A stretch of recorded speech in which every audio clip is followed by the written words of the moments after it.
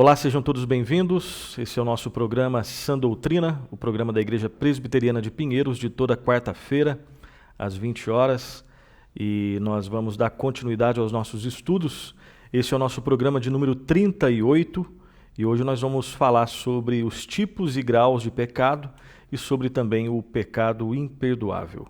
Então essa é a parte 13 dos nossos estudos de antropologia bíblica, né? O nosso programa 38, mas estamos na 13ª parte dessa nossa sessão de antropologia bíblica. Estamos buscando entender, a partir das Escrituras, quem é o homem segundo as Escrituras. Antes de entrarmos nos temas de hoje, são basicamente três temas no grande tema de hoje, nós vamos falar de maneira bem resumida sobre o que nós vimos nos últimos programas. Nós falamos sobre o fato de que o pecado é uma distorção do bem, né? O pecado não é algo físico, mas é algo ético, é algo moral. Vimos também que o pecado é sempre em relação a Deus e a sua vontade, primeiramente. Vimos também que a fonte do pecado, ela se encontra no que a Bíblia chama de coração, né? O centro de comando da existência do ser humano. Vimos também e refletimos sobre o fato de que o pecado, ele envolve tanto ações como pensamentos. O pecado envolve culpa e corrupção. O pecado é, na sua origem, uma forma de orgulho, né? Falamos que essa questão de qual seria o pecado mais básico que estaria no fundamento de todos os pecados é o orgulho. Isso tem alguma discussão, outros dizem que é idolatria, mas nós estamos seguindo o roteiro, né, as ideias ali do teólogo holandês Anthony Hoekman. Ele deixa bem claro que o pecado mais básico de todos, aquele que subjaz na base, né, no fundamento de todos os demais pecados, é o orgulho. O pecado também envolve dissimulação. O pecado traz a ideia de transgressão, ou seja, errar o alvo. O homem foi criado por Deus e para glorificar a Deus em tudo que ele faz, em toda a expressão da sua existência, e o pecado é o errar o alvo. Quando o ser humano peca, ele não cumpre o propósito para o qual ele foi originalmente criado. Ele não glorifica e não ama a Deus acima de tudo, ele busca autoglorificação e amor próprio desordenado e pecaminoso. Então, basicamente, esse é um resumo assim, bem rápido do que nós vimos nos últimos programas, especialmente no último programa. Então hoje, repetindo, nós vamos falar sobre alguns tipos, graus de pecado e também o pecado imperdoável. Então, começando falando de maneira bem resumida sobre os tipos de pecado, nós podemos afirmar que os pecados eles podem ser classificados de várias maneiras. E nós vamos fazer um breve passeio histórico aqui. Uma classificação bem antiga sobre os tipos de pecado, ela remonta lá à Idade Média, aquele período histórico que começa lá no século V e vai até o século XV, mais especificamente ali no período dos monastérios, no período do monasticismo, né? E ali a igreja majoritária, a Igreja Católica Apostólica Romana, costumava, e existem resquícios dessa prática, desse entendimento até hoje, costumava separar o pecado ou classificar os tipos de pecado nos 7 famosos pecados capitais, também conhecidos como pecados mortais. E tais pecados foram considerados a raiz de todos os demais pecados. Quais são esses pecados, esses 7 pecados mortais ou 7 pecados capitais? Seriam, né, a vanglória ou orgulho, a avareza, a luxúria, que é o desejo sexual incontido ou ilícito, a inveja, a glutonaria, que também inclui a bebedice, né?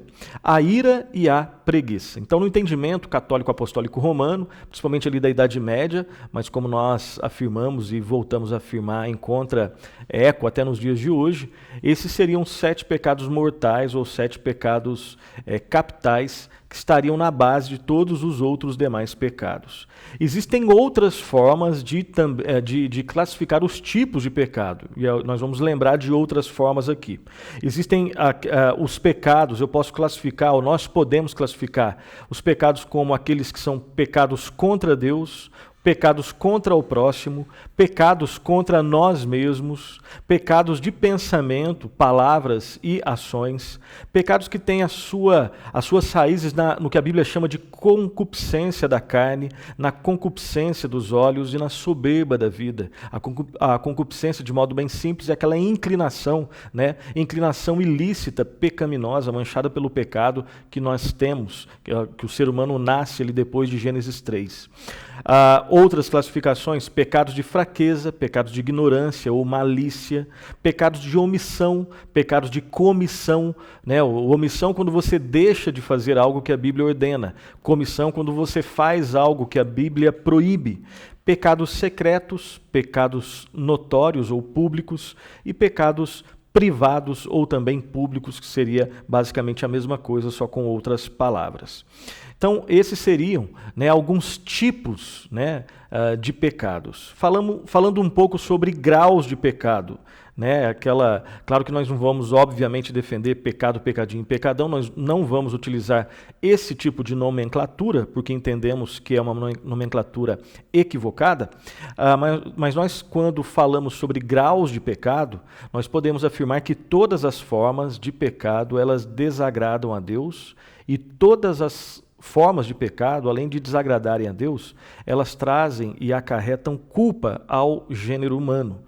Contudo, e aí que vem a nossa diferenciação, né, a diferenciação da nossa abordagem aqui, contudo, nem todos os pecados são, atenção, igualmente graves. Todos os pecados são graves, mas nem todos os pecados são igualmente graves, ok? Então isso tem que ficar bem claro. Existe, né, graus na gravidade do pecado, e nós vamos desenvolver esse tema. Então, na tradição católico-romana, os pecados são classificados em mortais e veniais. E essa distinção, historicamente, ela foi feita por dois grandes personagens, né, que merecem muito o nosso respeito, o nosso estudo, que foram Tertuliano, né, um dos defensores da fé cristã, na época ali dos pais da igreja, nos primeiros séculos da história da igreja cristã, pós-período apostólico, obviamente, e também Agostinho de Hipona, né, aquele gigante intelectual, nome obrigatório em qualquer estudo sério, tanto da teologia quanto da filosofia. Então elas foram, essa nomenclatura de pecados mortais e veniais, elas foram confeccionadas por Tertuliano e Agostinho e foram aprimoradas posteriormente por dois outros personagens também importantes, que foram Pedro Lombardo e Tomás de Aquino, o grande nome da teologia católica romana, ali do período conhecido como a Baixa Idade Média, Alta Idade Média, ok? Alta Idade Média é o primeiro período, o grande nome foi Agostinho de Hipona. Baixa Idade Média, o segundo período da Idade Média, e o grande nome foi Tomás de Aquino. Ok? Então, feita a correção aí, vamos prosseguir. Estamos falando então sobre pecados mortais e veniais. Vamos dar uma breve definição e vamos utilizar a definição que Anthony Huckman faz de pecado mortal e pecado venial. O que seria isso? Vamos só relembrar. O que é ou o que seria um pecado mortal? Pecado mortal é uma transgressão, né? E uma transgressão que ocorre em uma grave matéria, um grave assunto da lei de Deus e que é cometida com advertência e pleno conhecimento. Então, quando alguém erra, quando alguém peca de forma muito grave num determinado assunto, tendo uma advertência que foi anteriormente colocada e feita de modo com pleno consentimento, você tem aí as características que formariam o pecado mortal. E o Huckman ele continua dizendo o seguinte: é chamado pecado mortal, ou seja, que traz morte. Por quê? Porque separa o pecador da graça santificante, que era um termo muito utilizado e que também continua sendo utilizado na tradição teológica católica, né? E, em certo sentido, traz morte à alma.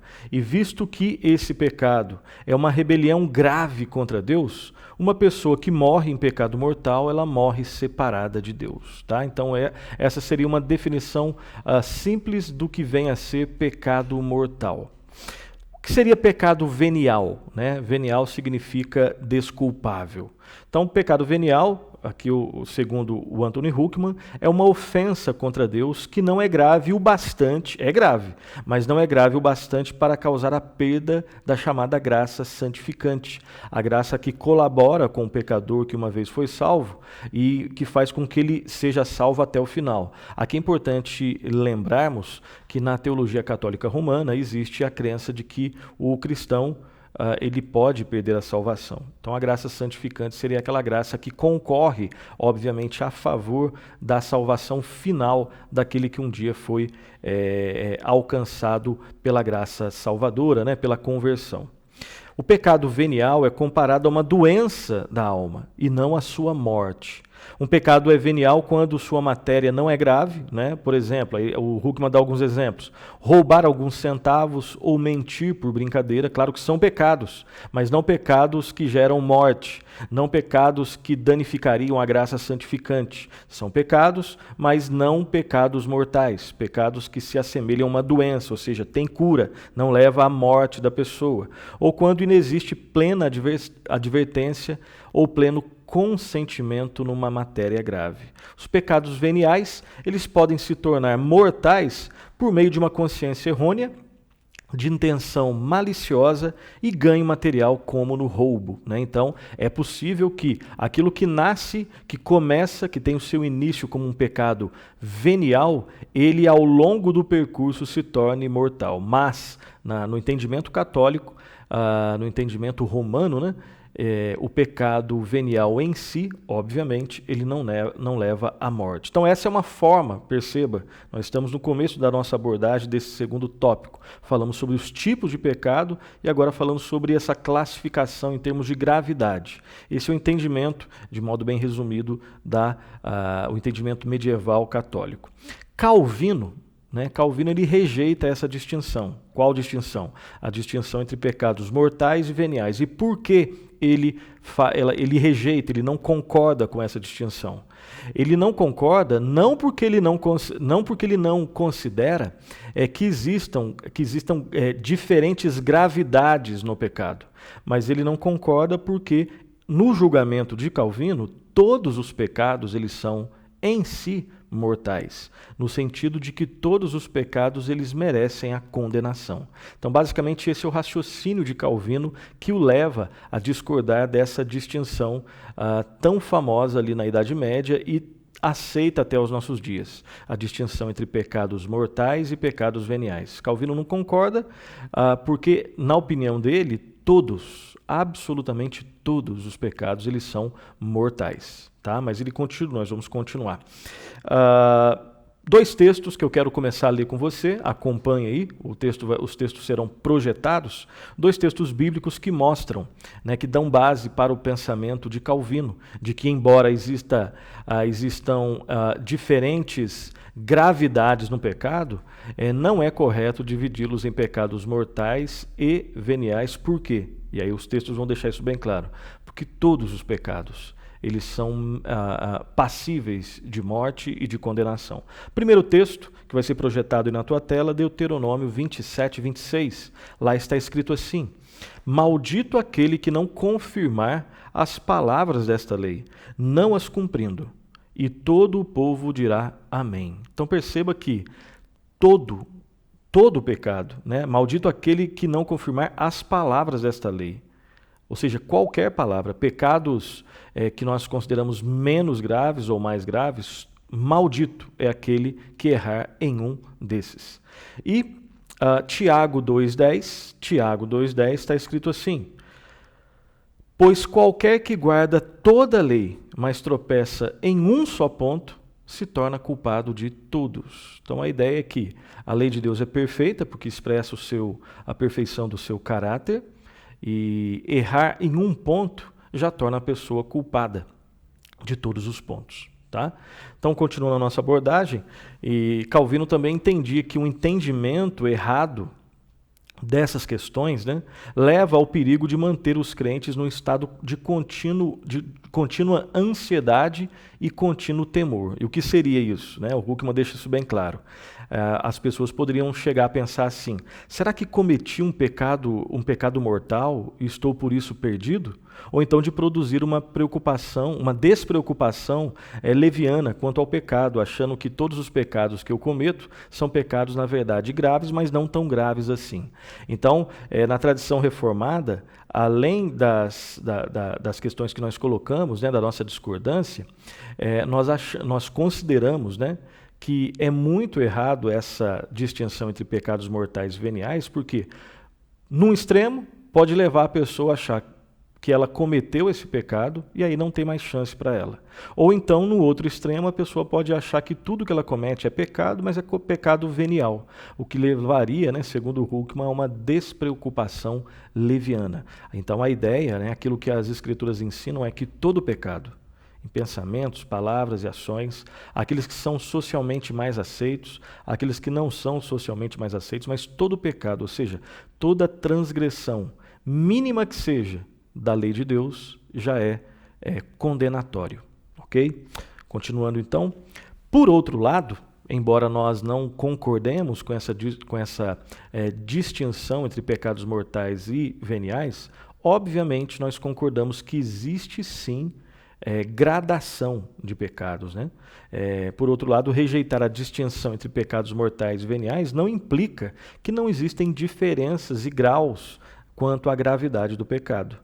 Então, assim, nós vamos apresentar 4 diferenças quanto à gravidade do pecado. Primeiro lugar, primeira verdade que nós devemos levar em consideração quando nós falamos em distinção quanto à gravidade do pecado. Primeiro, a distinção entre pecados de espírito e pecados do corpo. Né? Preste bastante atenção. Existe gradação de pecado? Existe distinção quanto à gravidade do pecado? A resposta é sim. Primeira consideração que nós devemos fazer é essa: a distinção entre pecados de espírito e pecados do corpo. Leia comigo, vai ser projetado aí para você, o texto de Mateus 21, 31, 32. Evangelho do Senhor Jesus, registrado por Mateus, capítulo 21, 31 e 32, está escrito assim: qual dos dois fez a vontade do Pai? Disseram, o segundo. Declarou-lhe Jesus, em verdade vos digo, que publicanos e meretrizes vos precedem no reino de Deus, porque João veio a vós outros no caminho da justiça, e não acreditastes nele, ao passo que publicanos e meretrizes creram. Vós, porém, mesmo vendo isto, não vos arrependestes, afinal, para acreditardes nele. Né? Aqui a história dos 2 filhos, né? E aqui nós pegamos bem o finalzinho, onde há um paralelo entre os fariseus e outros pecadores, né, de pecados públicos e notórios. A ideia, então, é que publicanos e meretrizes que se arrependem, ou seja, eles cometem pecados que são mais públicos, né, e pecados também que estão relacionados ao corpo. Se existe, pela graça de Deus, arrependimento, existe salvação. E no caso aqui dos fariseus, embora não cometam esses pecados públicos e notórios relacionados ao corpo, eles não se arrependem. Né? Eles cometem esses pecados aqui de espírito. Então perceba que dá para fazer essa distinção. E aqui um comentário de C.S. Lewis, né? Ele escreve o seguinte, vai ser projetado aí para você também, essa citação. Lá está escrito assim: se alguém pensa que os cristãos consideram a impureza o vício supremo, engana-se. Os pecados da carne são prejudiciais, mas são os menos prejudiciais dos pecados. Percebam que nós estamos citando C.S. Lewis, não necessariamente concordando com tudo, tá? Mas a essência do que ele está falando aqui é muito interessante. Ele continua. Eu vou reler essa última frase, né? Diz assim: os pecados da carne são prejudiciais, obviamente, mas são os menos prejudiciais dos pecados. Os mais prejudiciais dos piores prazeres são todos puramente espirituais. E aí ele dá os exemplos. O prazer de fazer outras pessoas, olha só, o prazer de fazer outras pessoas errarem, o prazer de dominar, o prazer de menosprezar, o prazer de estragar a alegria dos outros, de falar mal de quem está ausente, os prazeres do poder, o prazer do ódio. Esta é a razão porque o puritano indiferente e justo aos seus próprios olhos, que frequenta a igreja regularmente, pode estar muito mais próximo do inferno do que uma prostituta. Mas, naturalmente, é melhor não ser nenhum nem outro, né? Então, aqui a provocação, sempre bastante, com uma certa ironia, né? E com bastante sagacidade do C.S. Lewis, deixando bem claro que alguém que comete pecados relacionados ao corpo, mas que pela misericórdia e graça de Deus se arrepende, ele tem perdão e salvação. Mas alguém que não comete esses pecados, que notoriamente são mais escandalosos, mas que continua sendo um orgulhoso, que continua se sentindo superior e tendo prazer no ódio, vendo as pessoas serem menosprezadas e tudo aquilo que ele disse aqui, embora seja um frequentador de igreja, mas não se arrependendo, não tendo a humildade bíblica, ele não é perdoado, justamente porque ele não se arrepende, né?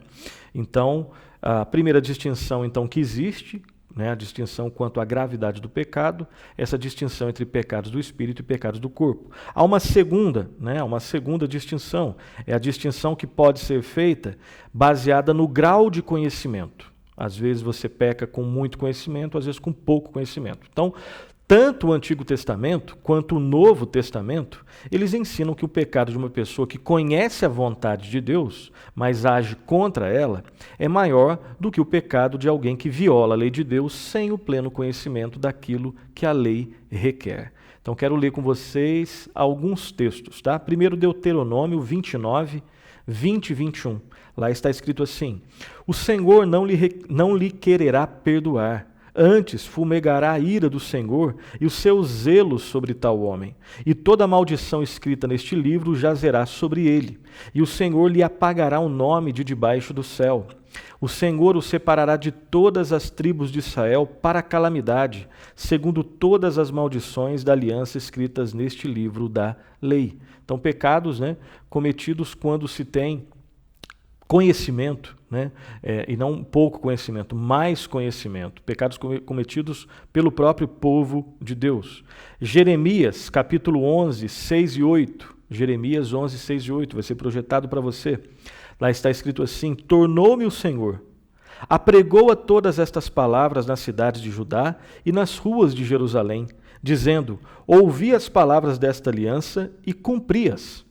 Porque deveras adverti a vossos pais no dia em que os tirei da terra do Egito, até o dia de hoje, testemunhando desde cedo cada dia, dizendo: dai ouvidos à minha voz. Mas não atenderam, nem inclinaram o seu ouvido, antes andaram cada um segundo a dureza do seu coração maligno, pelo que fiz cair sobre eles todas as ameaças desta aliança, a qual lhes ordenei que cumprissem, mas não cumpriram. Então, né, as palavras aqui duras, né, santas, de advertência de Deus em relação ao seu povo, que conhecia a sua vontade, mas de modo rebelde não as cumpria. Outro texto ainda, mais dois, Lucas, Evangelho de Lucas, capítulo 2, 47 e 48, vai ser projetado para você. Aquele servo, porém, que conheceu a vontade de seu senhor e não se aprontou, nem fez segundo a sua vontade, está punido com muitos açoites. Aquele, porém, que não soube a vontade do seu senhor e fez coisas dignas de reprovação, levará poucos açoites. Então a ideia é que os dois levarão açoites, mas um levará mais. Mas aquele a quem muito foi dado, muito lhe será exigido. E aquele a quem muito se confia, muito mais lhe pedirão. Né? Palavras de exortação, de advertência, e que também demonstram essa distinção em termos de gradação de pecado. E primeira carta de Paulo a Timóteo, capítulo 1, versículo 13, lá está escrito assim: a mim, que noutro tempo era blasfemo e perseguidor e insolente, mas obtive misericórdia, pois o fiz na ignorância, na incredulidade. Então aqui é Paulo revisitando, né, olhando no retrovisor da sua vida, da sua história, e admitindo, né, com muita seriedade os pecados que ele cometia anteriormente. Mas no finalzinho ele diz: eu fiz na ignorância. Pecados graves, mas que ele fez na ignorância. Deixam de ser pecado? Não. Ignorância da lei não é passaporte de perdão, nada disso. Né? Se você não sabe a lei, você erra mesmo assim. Mas obviamente é mais grave quando você sabe e mesmo assim faz, do que quando você não sabe. Então o ensinamento aqui é claro, né? Os pecados daqueles que ouviram, mas rejeitaram o Evangelho são muito mais graves à vista de Deus do que as transgressões, ainda que notórias, daqueles que ouviram o Evangelho. Então nós já fizemos duas distinções. Vamos para a terceira. É a distinção baseada no grau de intenção presente no pecado. Às vezes existe mais intenção em determinados casos do que em outros casos. Então, no Antigo Testamento, faz-se uma distinção clara entre pecados cometidos sem intenção e os intencionalmente cometidos. Eu quero ler alguns textos com você.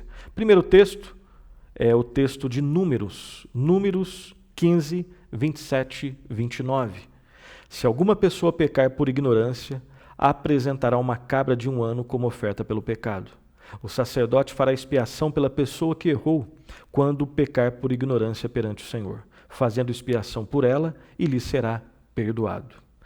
Para o natural dos filhos de Israel e para o estrangeiro que no meio deles habita, tereis a mesma lei para aquele que isso fizer por ignorância. Então perceba, né, uma legislação específica para pessoas que cometem pecados por ignorância. Perceba que um animal seria morto por causa disso, né? No caso aqui, uma cabra de 1 ano, ou seja, haveria punição, né?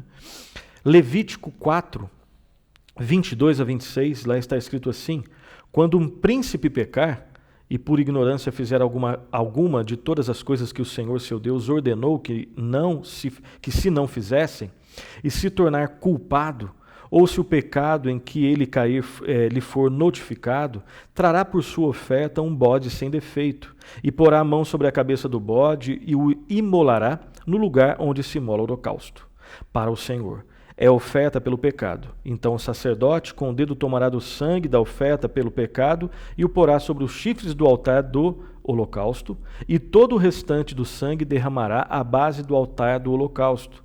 Toda a gordura da oferta queimá-la-á sobre o altar como a gordura do sacrifício pacífico.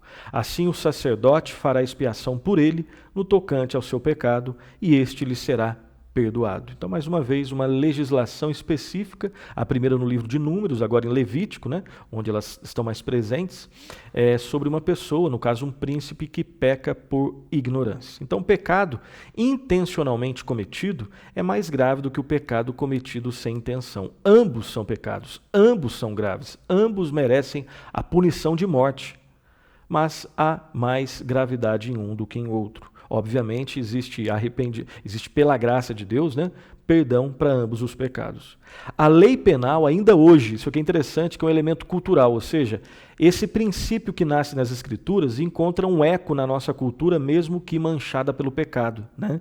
E esse é um comentário que o Huckman faz, que é o seguinte: a lei penal ainda hoje reconhece esse princípio, né, essa distinção, quando faz distinção entre homicídio em primeiro grau e homicídio não premeditado, aquele onde existe a vontade, né, a intenção de matar, e aquele onde não existe a intenção de matar. E em quarto lugar e último lugar, a quarta distinção, né, em termos de gravidade de pecado, é a distinção baseada no grau em que uma pessoa cede ao pecado.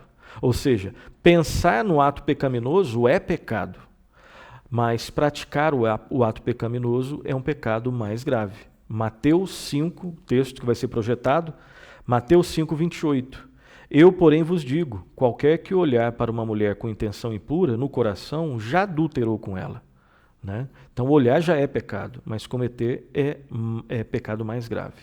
Okay? Então, é desta forma que nós, então, fazemos, né? Lembramos aí de forma bem rápida as distinções, né? Além dos tipos de pecado, que nós vimos no primeiro subtópico, os graus de pecado. Existe, sim, grau de pecado. E lembrando, né, pela última vez, que todos os pecados são graves. Todo pecado é uma violação da lei de Deus e merece a condenação. Mas existe sim, né, gradação nesses pecados em termos de gravidade. O último tópico de hoje, que é um tema talvez o mais polêmico de todos, né? Um tema bastante delicado, que é o pecado imperdoável. Okay? Pecado imperdoável, o que seria? Então, embora todas as formas de pecado sejam desagradáveis a Deus, a Bíblia fala de um pecado que é imperdoável, não por ele ser grande demais para Deus perdoar, mas porque exclui por natureza a possibilidade do arrependimento. Marcos, tá? Texto de Marcos 3, 28, 30. Lá está escrito assim: em verdade vos digo que tudo será perdoado aos filhos dos homens, os pecados e as blasfêmias que proferirem. Mas aquele que blasfemar contra o Espírito Santo não tem perdão para sempre, visto que é réu de pecado eterno. Isto porque diziam: está possesso de um espírito imundo. Então, vamos relembrar aqui, os fariseus haviam deliberadamente atribuído ao demônio algo que Cristo, segundo o próprio testemunho deles, havia feito pelo poder de Deus. Os fariseus viram o milagre e ouviram Jesus dizer que havia feito pelo poder do Espírito Santo.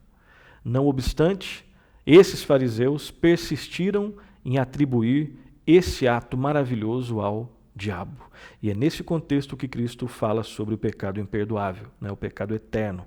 Então Jesus disse, ele afirmou que quem comete essa transgressão é réu de pecado eterno. Um pecado eterno, basicamente, é aquele que permanece para sempre, isto é, nunca poderá ser perdoado. Segundo o dicionário Webster, blasfêmia é o ato de insultar ou demonstrar desdém ou falta de reverência a Deus. Vamos ler mais um texto, tá? Nesse nosso assunto aqui, primeira epístola de João, aqui não o evangelho, mas a epístola, Primeira de João, capítulo 5, versículo 16, lá está escrito assim, acompanhe, por favor. Se alguém vir a seu irmão cometer pecado não para a morte, pedirá e Deus lhe dará vida aos que não pecam para a morte. Há pecado para a morte, e por esse não digo que rogue. Então, algumas considerações aqui sobre esse texto e sobre esse tema. Em determinado sentido, todo pecado, como nós já vimos, conduz à morte. Mas Deus perdoará um pecado quando há arrependimento e confissão. Por que então João, nesse texto aqui, ele diz que por esse pecado, João diz que por esse pecado para a morte não se deve orar? Por que ele afirma isso então? Por que ele faz essa distinção e diz que por esse pecado não se deve orar? Então, primeira consideração é que é muito interessante nós observarmos que João, ele não proíbe que se ore pelo perdão desse pecado, mas apenas ele não recomenda que seja feita essa oração. Ou seja, se uma pessoa cometeu o pecado imperdoável, sabemos que Deus não lhe concederá perdão e vida eterna em resposta à nossa oração. A grande questão é se nós sabemos que isso aconteceu ou não. Existe uma dificuldade nesse sentido. Tá? E a pergunta que o Huckman faz é a seguinte: como podemos saber com certeza se uma pessoa cometeu esse pecado?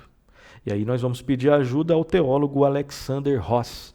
Alexander Ross, e a frase dele, o pensamento que ele tem aqui num parágrafo sobre isso, pode muito nos ajudar nessa questão. Vai ser projetado aí para você, vamos ler juntos. Lá está escrito assim: ele, o pecado contra o Espírito Santo, parece descrever antes um estado estabelecido de pecado, no qual é possível que um homem vá ao ponto de chamar o mal de bem e o bem de mal, conforme Isaías 5:20. O caráter de tal pessoa se torna arraigado, com raízes no mal. Mas agora, como podemos nós mortais, com nosso conhecimento e percepção limitados, estar certos de que um homem alcançou essa condição da alma? É a pergunta que ele faz, Então ele nos ajuda no seguinte sentido, ele diz assim: deve-se observar que João não diz que o pecado para a morte possa ser, acima de qualquer dúvida, reconhecido como tal.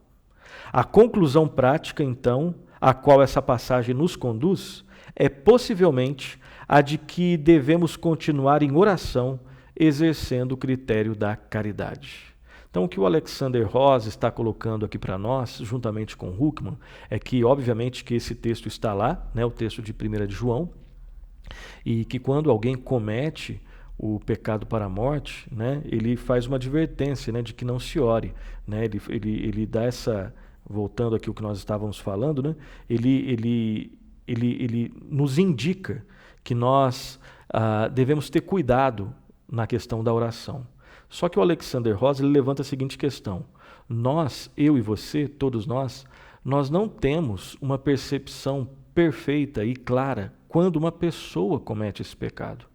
E aí a indicação que ele nos dá é que nós sejamos caridosos, né? Que nós sejamos caridosos quando nós virmos alguém cometer um pecado e de repente nós levarmos em consideração a possibilidade de que esse pecado pode ter sido para a morte. Olha só a linguagem que nós estamos utilizando.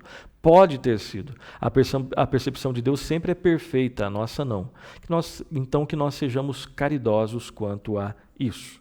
Então agora, aproximando do final da nossa aula de hoje, né, do nosso programa de hoje, vamos ler duas passagens na Epístola aos Hebreus. Primeira passagem em Hebreus 6, 4 e 6, que está escrito assim: é impossível, pois, que aqueles que uma vez foram iluminados e provaram o dom celestial e se tornaram participantes do Espírito Santo e provaram a boa palavra de Deus e os poderes do mundo vindouro e caíram, sim, é impossível outra vez renová-los para arrependimento, visto que, de novo, estão crucificando para si mesmos o Filho de Deus e expondo-o à ignomínia. Esse é o primeiro texto de Hebreus 6, 4, 6. Então vamos fazer algumas considerações sobre esse texto. Em primeiro lugar, nós podemos observar que as pessoas descritas aqui no texto de Hebreus, elas haviam recebido alguma instrução, né, nas verdades da salvação e que depois dessa instrução e de alguns tipos de experiência religiosa, elas caíram, elas haviam caído. As palavras que o autor aos Hebreus aqui utiliza, né, de novo estão crucificando para si mesmos o Filho de Deus, elas indicam que agora, depois, né, de conhecerem, de alguma forma conhecerem a Deus, elas abandonaram a fé. Estão agora expressando ódio a Cristo, que é comparável ao ódio dos fariseus, descritos lá no texto, né, de Marcos 3, 29. Então perceba, atenção, visto que se afirma que essas pessoas não podem se arrepender de seus pecados, pareceria razoável supor, embora nós não estamos aqui absolutamente certos, de que aqui novamente nós temos uma descrição do pecado imperdoável. E há um outro texto que toca nesse mesmo assunto, né? Que é o texto de Hebreus 10, 26 a 29. Hebreus 10, 26 a 29 está escrito assim, vai ser projetado aí para você. Porque se vivermos deliberadamente em pecado, depois de termos recebido pleno conhecimento da verdade, já não nos resta sacrifício pelos pecados. Pelo contrário, certa expectação horrível de juízo e fogo vingador prestes a consumir os adversários. Sem misericórdia, morre pelo depoimento de 2 ou 3 testemunhas quem tiver rejeitado a lei de Moisés. De quanto mais severo castigo julgais vós, será considerado digno aquele que calcou aos pés o Filho de Deus, e profanou o sangue da aliança com o qual foi santificado e ultrajou o Espírito da graça? Né? Então esse também é um texto que fala sobre essa situação que nós estamos meditando e refletindo aqui. Então, de novo, aqui nós temos uma instrução, né? Uma referência a alguém que teve uma instrução prévia na fé cristã. Ou seja, uma pessoa que cometeu esse tipo de pecado não era uma pessoa ignorante ou totalmente ignorante da fé cristã. Pelo contrário, é uma pessoa que conhecia, que teve instrução, que teve uma certa caminhada, né? Que conhecia as doutrinas, que tinha participação em realidades da vida eclesiástica, ali de alguma forma na fé cristã. Então a pessoa que está cometendo tal pecado, ela desprezou, mesmo com esse conhecimento, ela desprezou completamente a Cristo. Ela pisoteou e repudiou o sangue derramado por Cristo com o propósito de aproximá-la de Deus. Também insultou e bateu na face do Espírito Santo, por meio de quem nós recebemos graça. Essas são expressões que o Anthony Huckman utiliza na abordagem que ele faz, na explicação desse tema. E aqui vamos ler uma frase aqui do Luiz Berkoff, teólogo bastante importante, inclusive todas as primeiras aulas, os primeiros 20, até um pouco mais de 20 programas, nós utilizamos e voltaremos a utilizar a teologia sistemática do Berkoff, e ele diz o seguinte, vai ser projetado aí para você. Luiz Berkoff definiu o pecado imperdoável, preste atenção, como a rejeição e a blasfêmia voluntária, maliciosa, consciente e inconteste do testemunho do Espírito Santo relativo à graça de Deus em Cristo, atribuindo-a por ódio e inimizade ao príncipe das trevas. E alguém que comete esse tipo de pecado, né, que vai nesse grau, que chega a esse ponto, ela não tem mais volta, ok? Terminando, então, nós vamos fazer 5 considerações que devem ser feitas sobre esse assunto. Primeiro lugar, primeira consideração, preste bastante atenção. O pecado imperdoável não é igual à dúvida, tá? Não é igual à dúvida, já que ele é uma rejeição deliberada de uma verdade conhecida a respeito da revelação de Deus em Cristo, frequentemente atribuindo uma afronta a Deus e ridicularização das coisas sagradas. Ok? Uma segunda consideração, preste bastante atenção, esse pecado, pecado contra o Espírito Santo, pecado imperdoável, ele pressupõe revelação da graça de Deus, operação do Espírito Santo e alguma iluminação da mente a respeito das verdades da salvação. Não pode, portanto, ser cometido por alguém sem conhecimento prévio da verdade salvadora. Ou seja, alguém que conhece de alguma forma, é alguém que é introduzido no conhecimento em algum nível das verdades da salvação e rejeita por completo. Terceira consideração. O pecado imperdoável consiste num abandono deliberado da graça de Deus em Cristo.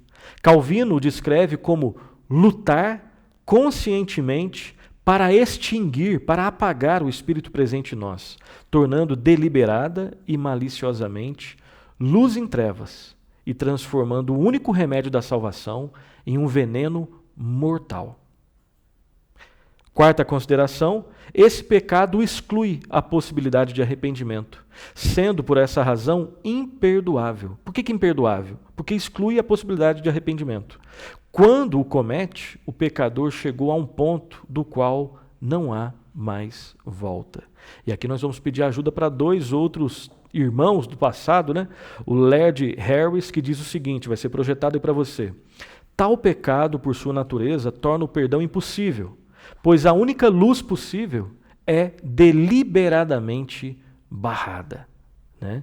E também o Herman Bavinck, que diz o seguinte, após dizer que Deus estabeleceu certas leis até para o reino do pecado, o Herman Bavinck diz que a lei que vigora nesse pecado é que exclui todo o arrependimento, cauteriza a consciência, endurece completamente o pecador e desse modo torna seus pecados imperdoáveis. É aquela pessoa que diz não, não, não, não, eu não quero, não, eu não quero.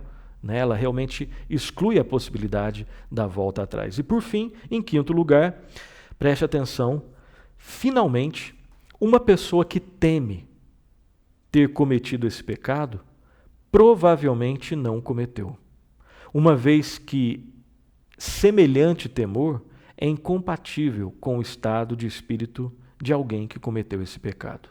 Então, provavelmente, uma pessoa que teme ter cometido esse pecado, não cometeu. Porque esse temor é incompatível com alguém que cometeu o pecado contra o Espírito Santo. Alguém que cometeu o pecado contra o Espírito Santo, né, o pecado imperdoável, o pecado eterno, ele não tem esse tipo de temor. Né? E nós vemos na história da igreja alguns personagens que temeram ter cometido esse pecado. Por exemplo, John Bunyan, né? Ele temia ter cometido esse pecado, além de outros personagens. Mas esse temor, né? Se existe ainda temor, se existe ainda tremor, se existe ainda arrependimento, confissão de pecados, o clamor pelo Senhor Jesus Cristo, pela ação do Espírito Santo, graças a Deus essa pessoa não cometeu esse pecado. Considerações finais e aplicações. Vamos lá. Em primeiro lugar, que nos arrependamos de todos os nossos pecados. Pecados da mente, pecados do espírito, pecados do corpo, pecados conscientes e inconscientes, pecados que são públicos, pecados que são secretos, que nós realmente tratemos com seriedade o pecado, que nós nos arrependamos dos pecados, que nós confessemos os pecados e que nós odiemos os pecados que nós cometemos. que amemos a Deus acima de todas as coisas, com toda a expressão do nosso ser, de todo o nosso coração, de toda a nossa alma, de todo o nosso entendimento, com toda a nossa força, e que amemos ao próximo como a nós mesmos, né? O resumo dos mandamentos que o Senhor Jesus faz no Novo Testamento. Que fujamos de toda aparência do mal e que busquemos constantemente, da parte de Deus, na mediação de Cristo Jesus, a misericórdia e a graça para que nós possamos viver vidas que glorifiquem a Deus. E que uma oração que nós podemos fazer, né, é que Deus opere em nossos corações o amor a Ele e a tudo que Ele ama. Que Deus opere em nós a santidade e que tenhamos alegria na santidade. Que nossa confiança esteja somente no Senhor Jesus Cristo e na obra perfeita na cruz do Calvário, no seu sacrifício ali que é suficiente para o nosso perdão, para a nossa santificação, para a nossa vida, né? Que nós nos regozijemos na cruz do Senhor Jesus Cristo, na sua ressurreição, porque em Cristo Jesus nós temos perdão e nós temos santificação, nós temos salvação e redenção para a nossa vida. Então assim nós terminamos o nosso programa de hoje. Próximo programa, Deus permitindo, na próxima semana nós vamos falar sobre o refreamento do pecado e a doutrina da graça comum. Refreamento do pecado e a doutrina da graça comum. Então fique conosco, um grande abraço, bons estudos e que Deus o abençoe ricamente.